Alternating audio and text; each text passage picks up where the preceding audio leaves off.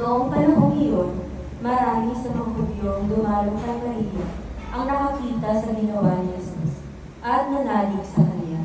Ngunit ang ilan sa kanila ay pumunta sa mga Pariseo at ibinalita ang ginawa ni Jesus.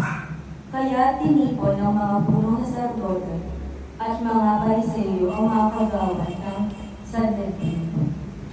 Ano ang gagawin natin? Ika nila. Gumagawa ng maraming kababalaghan ng taong ito, ngunit siya ay pababayaan natin na mananampalataya sa kanila ang lahat. Paririto ang mga Romano at wawasakin ng templo at ang ating bansa. Ngunit isa sa kanila, si Caifás, ang pinakapunong saserdote noon, ay nagsabi ng ganito, "Ano ba kayo? Hindi ba ninyo naiisip na mas mabuti para sa atin na isang tao lamang ang mamatay alang-alang sa bayan, sa halip na mapahamak ang buong bansa?" Sinabi niya ito hindi sa ganang kanyang sarili lamang.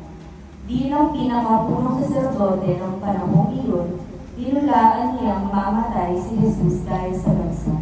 At hindi dahil sa bansang iyon lamang, kundi upang tipunin ang nagkawatak-watak ng mga anak ng Diyos. Mula noon, binalangkas na nila kung paano ipapapatay si Jesus.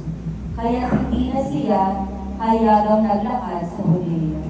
Sa halip, siya'y nagpunta sa Efraim, isang bayang malapit sa ino. At doon siya nirahan kasama ng kanyang mga alagad. Nalalapit na ang pista ng Paskuha. Maraming taga-lalawigang pumunta sa Jerusalem bago magpaskuha upang isagawa ang paglilinis ayon sa kautusan. Hindi nila nakita si Jesus sa templo, kaya't nagtanungan sila, "Ano sa akala ninyo? Paririto kaya sa pista o hindi?" Ipinag-utos ng mga punong saserdote at ng mga Pariseo na ituro ng sino bang nakaalam kung nasaan si Jesus, upang sila'y maipadakip nila.